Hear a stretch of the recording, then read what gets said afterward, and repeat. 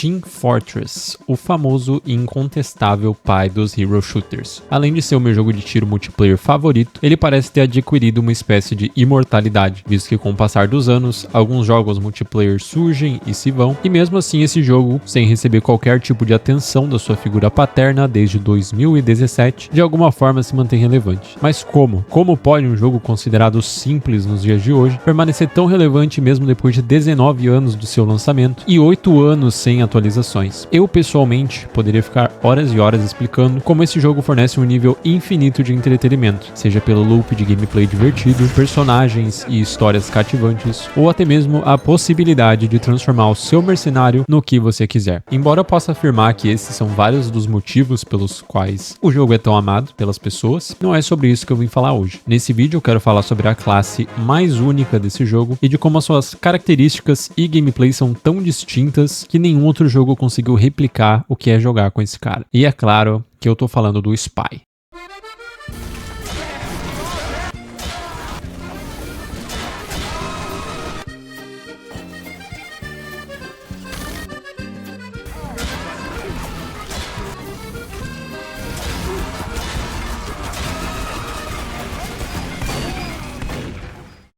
O Spy é o que chamamos de Glass Cannon, ou canhão de vidro, porque da mesma forma que o Spy tem a capacidade de te reduzir de 100 a 0 em 1 segundo, ele some na mesma velocidade por conta da sua fragilidade. Assim como o Scout e o Sniper, que podem causar bastante dano, mas é um sopro pra morrer. Porém o Scout e o Sniper têm algo que o Spy não tem: um bom plano de fuga. Se você matar alguém de Scout e estiver numa posição ruim, você pode só virar as costas e sair fora, porque ninguém vai te alcançar. E de Sniper você nem tava na briga para começo de conversa. Manter a distância é o seu plano de fuga. Mas quando você é um Spy, além de precisar chegar bem pertinho dos caras para ser eficiente, se você estiver numa posição ruim depois que for descoberto, em 90% das vezes você vai só explodir.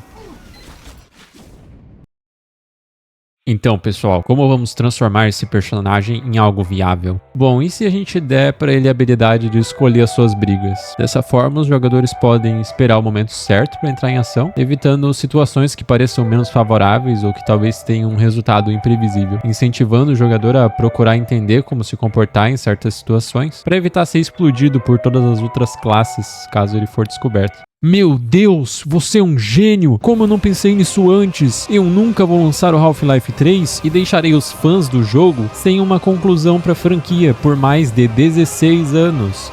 Vamos então analisar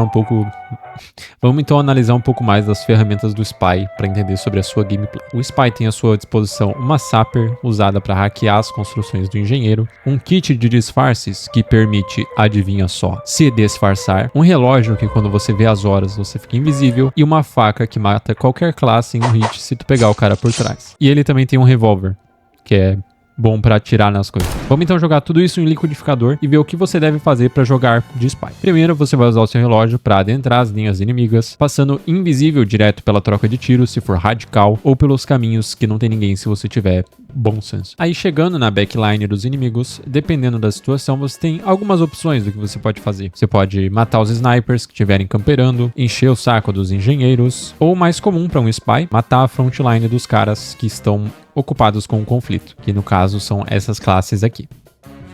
Jogando de Spy, você deve evitar ao máximo tentar matar players que não estão fazendo nada. Porque players que não estão fazendo nada, a cada segundo que passa, eles têm uma chance de olhar para trás, ou notar algum comportamento suspeito por perto deles. E se eles virarem e você estiver pertinho deles, ou eles verem um jogador do time deles agindo meio de forma estranho, tu já sabe o que acontece. Então você precisa focar nos que estão distraídos com alguma coisa, porque como dizia Sun Tzu, aquele focado no que está na sua frente nunca verá o que vem por trás. E depois de matar alguém, o que você faz? Bom, depende de como você joga e da situação. Você pode sumir até que eles baixem a guarda e depois tu volta pra pegar mais gente, ou pode ficar e tentar pegar mais pessoas que não tem noção nenhuma do que tá rolando ao redor dela. Mas o Spy não é só flores e arco-íris, por incrível que pareça. Mesmo podendo matar qualquer classe com um golpe, ele ainda consegue ser a pior e mais fraca classe do TF2. Isso porque a sua eficiência é medida não só na experiência do Spy, mas também na dos oponentes, porque o Spy precisa usar o elemento surpresa para se sobressair sobre as outras classes, e jogadores mais experientes já sabem como antecipar a sua vinda e não tomar de costas. Enquanto jogadores menos experientes, bom, eles são tipo gazelas na frente de um leão, um prato cheio para qualquer Spy que sabe um pouco o que tá fazendo. Um pouco antes eu comentei que depois que você é descoberto, em 90% das vezes, você vai só explodir, Bom, mas e aqueles 10%? Aqueles 10% podem ser atribuídos a 3 situações. Por algum milagre você ficou invisível e os caras não te acharam. Você é aquele 1% dos jogadores que sabe que o Spy tem uma arma e aí você começou a atirar nos caras. Ou você fez a coisa mais maneira e radical que um Spy pode fazer. Um Trick Stab. Um Trick Stab é basicamente você punir inimigos que estão confiantes demais. Aí você aproveita que eles estão indo pra cima sem pensar, faz um jogo de cintura ali pra chegar nas costas dos caras, e aí você acaba com o dia deles. Palavras não podem descrever o quão satisfatório é matar alguém desse jeito. E tem diversos tipos de Trick Stabs, tem o Side Step, Stair Stab, Matador e mais uma porrada. Mas eu não vou dar muito detalhe sobre eles, porque senão eu ia ficar aqui o dia inteiro só falando deles, porque essa porra é tipo manobra de skate. Tem os oficiais aceitos pela comunidade, e daí tem os malucos que faz qualquer coisa e inventa o nome pra parecer maneiro. Veja e aprenda, seu noob, esse foi o especial britânico. E agora eu te pergunto, em que outro jogo lançado nos últimos 19 anos você pode fazer isso? Se disfarçar como um jogador do time inimigo, ficar invisível se escondendo bem na frente de todo mundo e causando terror psicológico nos outros jogadores da partida? Em que outro jogo vai ter uma classe que é literalmente o Metal Gear Solid inteiro?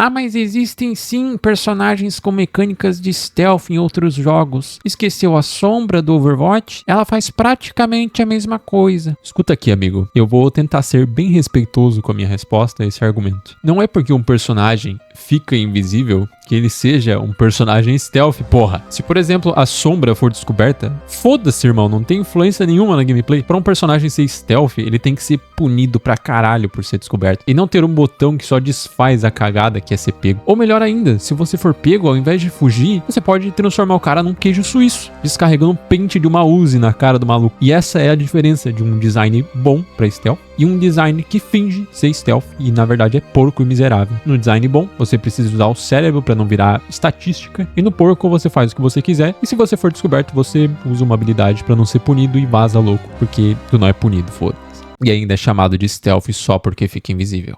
Continuando com o vídeo. E mesmo ele não sendo a classe mais forte ou viável desse jogo, sem sombra de dúvida é a mais única e divertida na minha humilde opinião. E eu espero que eu tenha te convencido com esse vídeo, desse fato concreto. E se você ainda acha que tem outro personagem que é mais único que o Spy nesse jogo, por favor me conte, porque eu não estou vendo. Eu continuo sem nicho e até a sexta que vem, seus malucos.